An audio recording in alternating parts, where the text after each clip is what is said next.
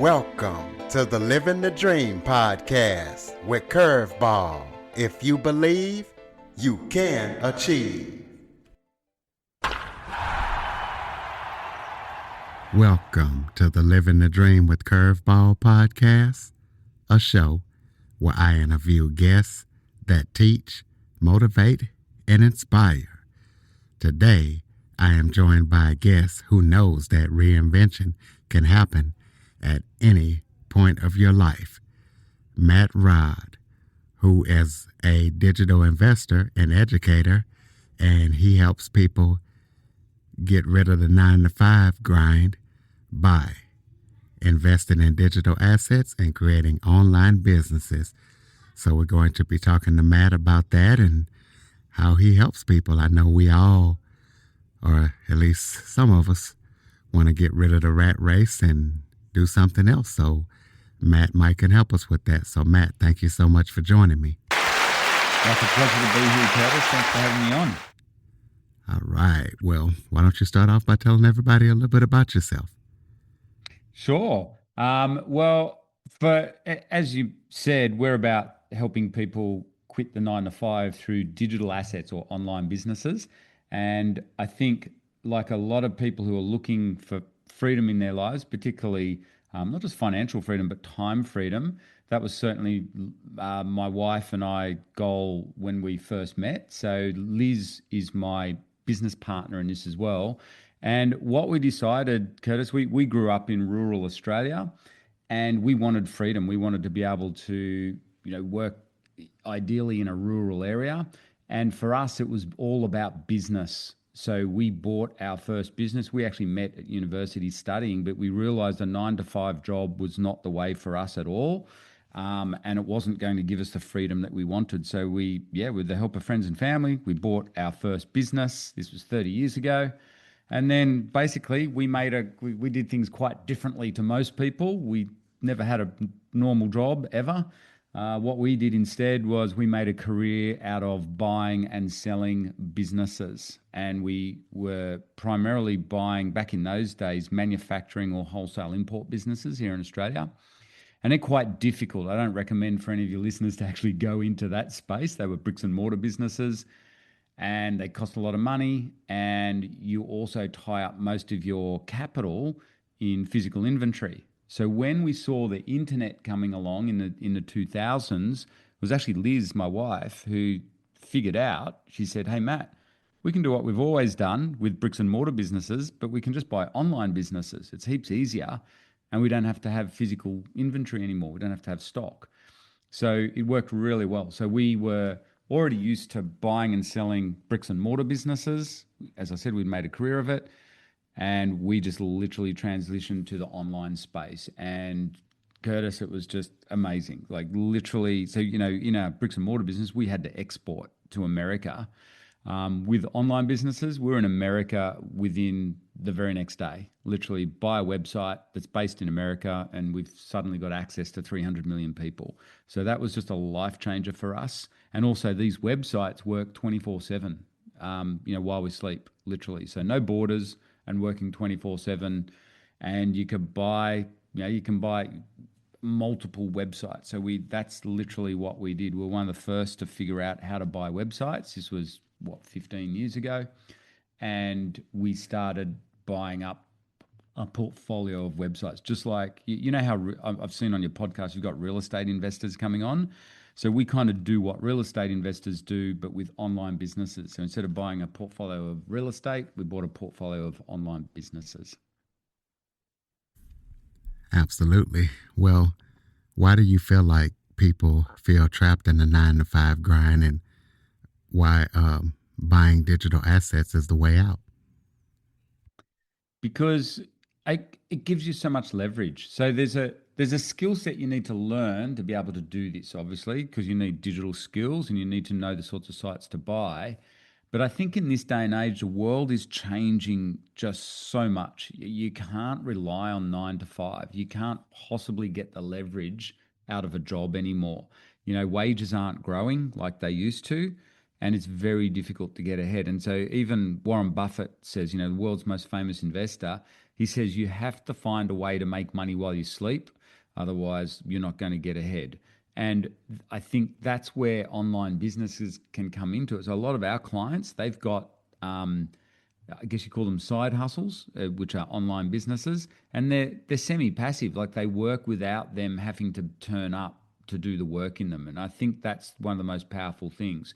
And a great book that I think teaches this concept came out before the internet became a big thing, and that is, have you heard of Rich Dad Poor Dad by Robert Kiyosaki? I'm sure a lot of your listeners have. I think he got that spot on. The power of business, any kind of business, where you don't have to turn up to work in it, every single day, 9 to 5. That's the leverage that can help you get to that point where, like Warren Buffett says, you earn money while you sleep. And it's a very powerful place to be. And we've certainly found that, as have done a lot of our clients. We've found that works really well with online businesses because they are just so leveraged. They work online businesses never close. They're open 24/7 and they literally have no geographic borders. That's very, very powerful. And you've got access to a worldwide market. So it can give you, if you know what you're doing, it can give you huge leverage over a normal job or even over a normal business. You don't have to have, no longer are we restricted by having a business sitting in Main Street, where we're relying on people walking into the shop front and stuff like that. Those days are gone. Now we do everything online. Plus, you can work from home on your laptop, which everyone loves. Well, for someone who is new to the space, what's the first practical step do you recommend them take when it comes to owning an online business? Yeah, good question. We get asked this a lot, and we do specialize in helping beginners. And I think realistically, the first skill set, like the technical skill set you need, is learn how to build a website. But there's actually a few skills, Curtis, that we recommend beginners learn. So the big one, I think, is learning how to build a website.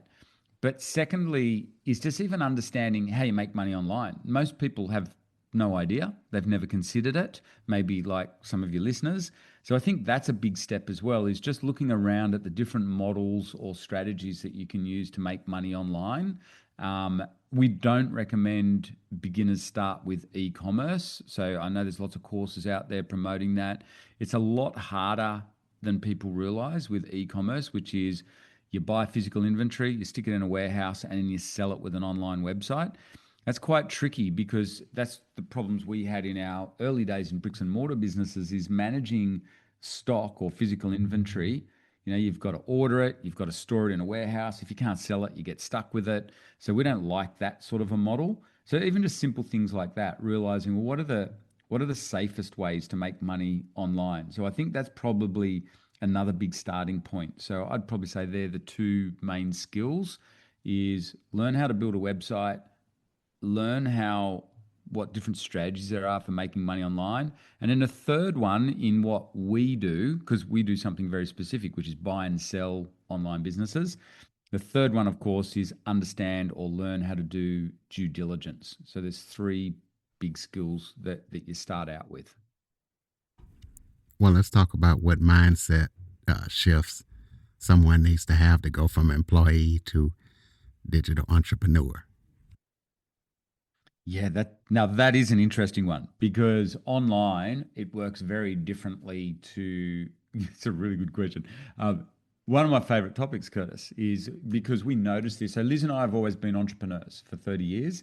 So we don't know what it's like to work 9 to 5, but something I've noticed, and when I question and ask our clients who are in those sort of 9 to 5 jobs, everyone complains about swapping time for money. So you work X amount of hours a day and you get paid X amount. So what that means is, mindset wise, this is a powerful mindset thing. Those sorts of people, and maybe if you're listening to this, you might be in this camp. You tend to think very relatively what I would call short term, in that, if you need more money, what do? You work harder and you work more hours. Now, you're going to max out at what? 12 to 16-hour days there. It's a very hard way to get ahead long term. It can be powerful, don't get me wrong, but in terms of mindset, what I've noticed is people that have jobs tend to think about, okay, if I need more money, I just work more hours. Whereas as an entrepreneur, we tend to think long term, and we know that if I put in the hard yards now and I'm smart with my strategies, I don't get one times result on on my time and effort. My efforts could be 10x, but it just might take longer. It might take 12 months, or it might take 5 years, or whatever. But at some point, my income can, and my freedom of my time freedom can go 10x through the roof, whereas you could never get that when you're working in a 9 to 5 job. So it affects your mindset of how you approach every day. So for entrepreneurs, if they entrepreneurs tend to think long term because we have to, and the payoff is long term. So short term pain, long term payoff, and the main thing is we realize that every bit of effort that we invest now, either that's in increasing our knowledge or putting effort into our business, it can have a massive trade off down the track. And every single little thing we do, we're not just swapping time for money. See, when you swap time for money, you're helping your employer get rich. As an entrepreneur, when you work in your own business, you're the one getting rich, and you are creating your own equity in the business. And that's super, super important. So every hour that I work, I don't care what I get paid, because I'm creating equity. I'm creating an asset. And that's a very powerful mindset. As a business owner or an entrepreneur, you're constantly creating an asset that you can sell down the track. Remember, my career is buying and selling websites or online businesses, and it's all about exits. And I think that's a powerful mindset shift for your listeners. If you're working 9 to 5, you think getting rich is about swapping time for money and working more hours. We tend to think of getting rich is creating assets, and we do that by creating equity in those. Well, looking back, let's talk about the biggest challenge you faced during your reinvention, and how did you overcome it? Getting the money to do this as a young entrepreneur is really difficult. Yeah, it's very difficult here in Australia. So I'm from Australia, but it's the same. We have a lot of clients in America. It's difficult with bricks and mortar businesses to get the money to buy them. You can't easily get a loan. You can in America. You've got the SBA loans to a degree, but I think our biggest challenges when we look back over 30 years was managing cash flow, and that was because we were in businesses that involved physical inventory. So again, that influences heavily what I recommend to beginners. Don't touch businesses that have physical inventory. This it's not financial advice, it's just personal opinion based on our main challenges, which was always cash flow. So we were taught by mentors of ours, go for cash flow first. And that's why online businesses are such beautiful things, because they're very high cash flow compared to bricks and mortar businesses. So I'd say managing cash flow has probably been the hardest thing. And we help lots of clients with this as well.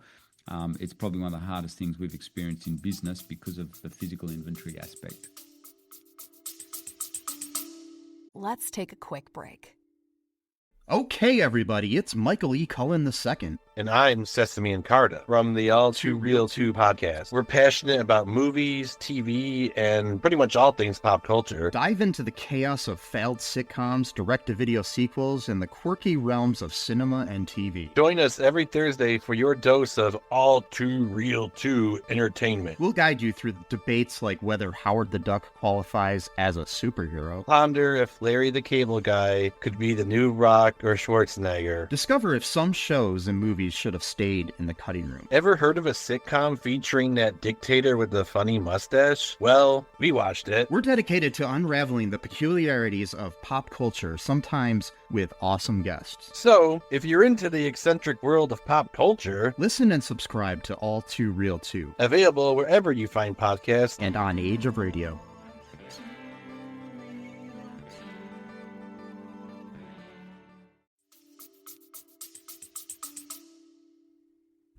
Well, define what you mean by digital assets, and talk about why they're so powerful for wealth creation. Yep. So we're talking about online businesses that make money typically through advertising or selling information products. So literally the opposite of physical inventory.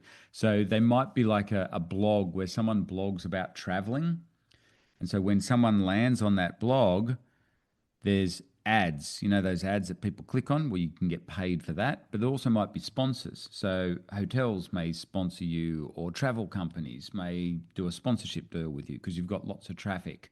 And so you get paid automatically or semi-passively.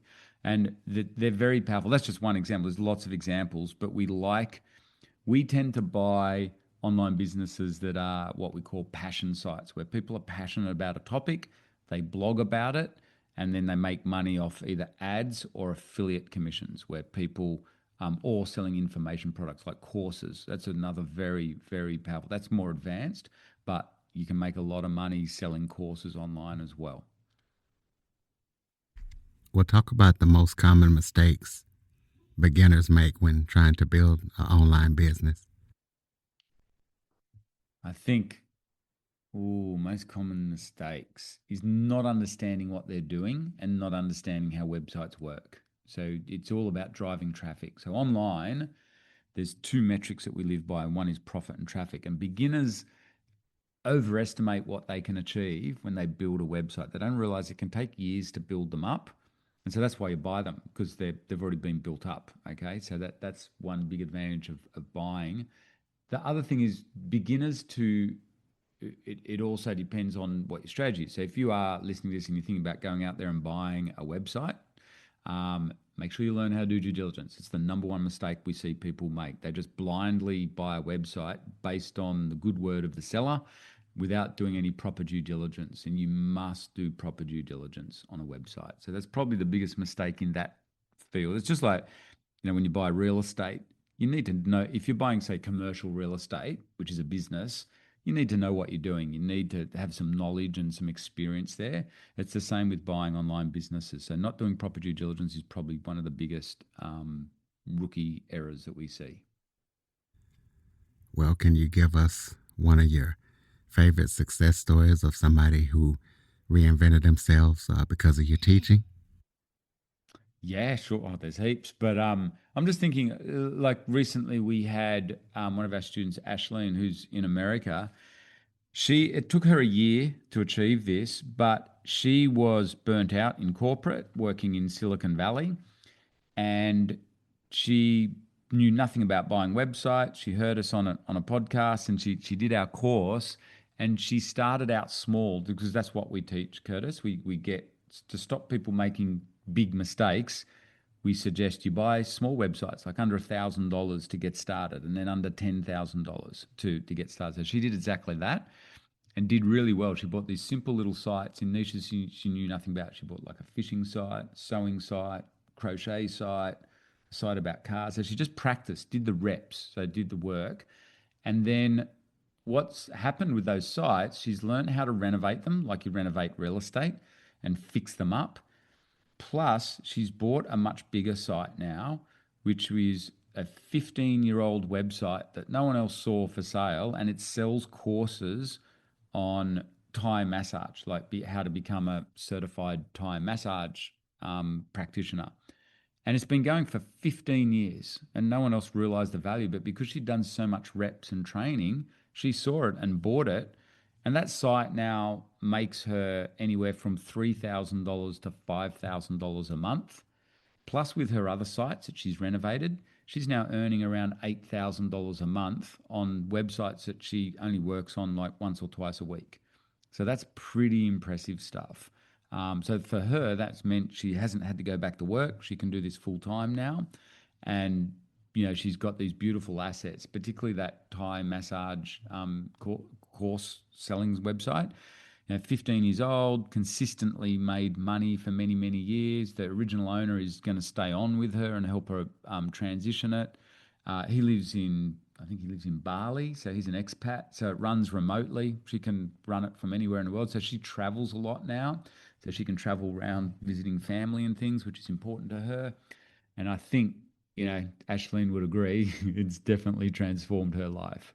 And using AI to help create, renovate these sites is also transformative as well. And, she's had a lot of fun learning how to use AI.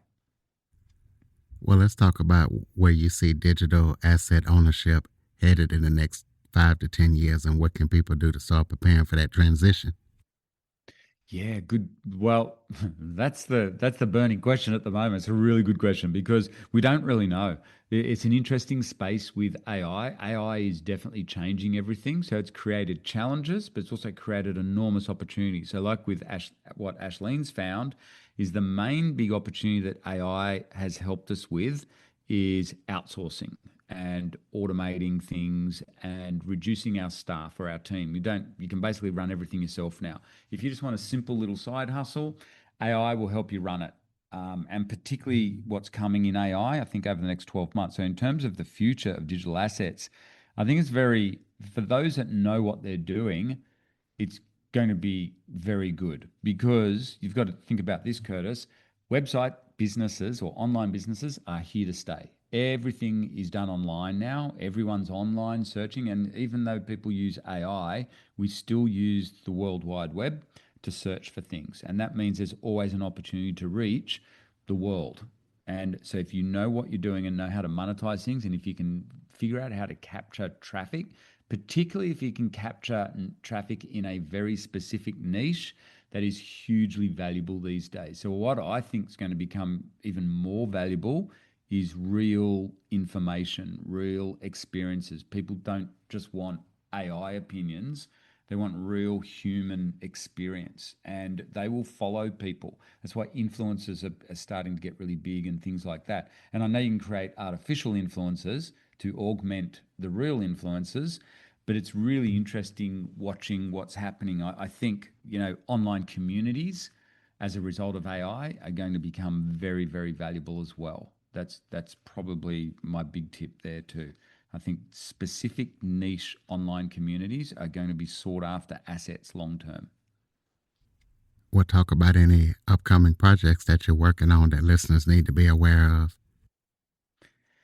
Yeah, well, one of the other, it kind of ties in very closely with your last question. The big project that we're excited about is working, and a big opportunity that we've seen open up in the marketplace is building websites for local businesses. And it's so becoming like a digital services company. And that is really, really interesting, particularly with AI now. It's a lot easier to run. You don't need much of a team. It's almost like the perfect little side hustle business that you can do. So basically, you use your digital skills, and we've got a lot of clients doing this now. You can use digital skills, like particularly in your ability to build a website, and then you go out and build websites for small local businesses because there's just so much opportunity there. They all need websites, or they have poorly performing websites. So if you have a skill of renovating a website, you are absolutely laughing.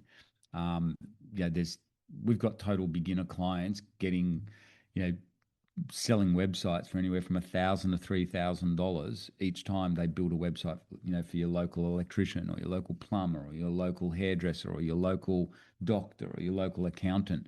So for us, that's a really exciting space, and that's probably one of our biggest projects at the moment. Well, so for anybody who wants to get into digital investing or want to keep up with everything that you're up to, throw out your contact info. Yeah, you can check us out at ebusinessinstitute.com.au. So it's a .com.au. We're based in Australia, but we do have a lot of American, US clients. Or you can also go and check out our Digital Investors podcast. So you can just find that on Spotify, or you can go to digitalinvestors.com, and we talk about all our success stories there as well. But on our ebusinessinstitute.com.au website, we've got a free masterclass that goes into the actual strategy of the sorts of sites we're buying, where we buy them, and how we do due diligence. So people can check us out there. Yeah, tell us about that podcast. Tell us what listeners can expect when they hear it. Yeah, well, on our podcast, Digital Investors Podcast, we interview a lot of our clients, our successful clients, and we share exactly what they're doing, the sort of numbers, how much money they're making, how long it took them to get to that point, because it's what a lot of people ask as well. And basically, we're talking all things digital assets and also about this digital services idea of building websites for local businesses. So you can learn a lot just by listening to our podcast. There's some really cool stories on there. We also on there interview leading industry experts like big website brokerage firms, so the leaders in the space. So you can hear interviews from the CEOs of those companies, and they give us updates of what's working out there in the marketplace. So it's a great podcast for anyone interested in digital assets, online businesses, buying and selling online businesses. Okay, close us out with some final thoughts. Maybe if there was something I forgot to talk about that you would like to touch on, or any final thoughts you have for the listeners. Yes, I think in this day and age of AI, it's something we're seeing increasingly. I do agree with Warren Buffett. I think it's so important to figure out how to make money while you sleep. I think that's, the world is a very different place now, as I'm sure all of us would agree. It's not only volatility throughout the world, it's economic volatility. The jobs are a lot trickier now. People are burnt out. And I think if you're in a job, I would highly encourage you, whether it's with an online business or not, I'd highly encourage you to make sure you've got a side hustle of some kind that you're building in the background part-time. So you might work on it on the weekends, or you might work on it in the evenings, but it is worth putting aside some time each week to work on a side hustle in this day and age, because you never know where your job's going to end up, but also more importantly, being positive about things, you never know where your side hustle is going to end up. And we've got lots of stories where our clients have found their side hustles are now replacing their incomes. And that is what I consider security for the future. I think having a side hustle or a business is, I know a lot of people view it as risky, but I don't. I actually see it as security for the future. I think it's the opposite. I think we need to be building alternative assets to traditional real estate, traditional jobs, and traditional shares. Having your own business is something that you're in control of, and you control your destiny. And sure, it can be hard, but you can chip away at an online business part-time in the evenings and, build up your own alternative asset on the side. And sometimes those assets can be quite large. They can be bigger than real estate. So I think there's only upside, not downside, to starting a side hustle. And I'd encourage everyone to get into a side hustle of some kind. Yeah, ladies and gentlemen. So if you want to go to Warren Buffett or the Matt Raad way and learn how to make money while you sleep, check out his podcast and website and keep up with everything that him and his wife is up to. Also, follow, rate, review, and share this episode to as many people as possible who want to get a side hustle and make money while they're asleep. And if you want more information on the Living the Dream with Curveball podcast, you can check us out at www.curveball337.com. And please, please, please share the website to everybody you know. Thank you for listening and supporting the show. And Matt, thank you for all that you're doing to make the world a better place and help people make money while they're asleep. And thank you for joining me. Thanks so much for having me on, Curtis. A real pleasure to be here. For more information on the Living the Dream with Curveball podcast, visit www.curveball337.com. Until next time, keep living the dream.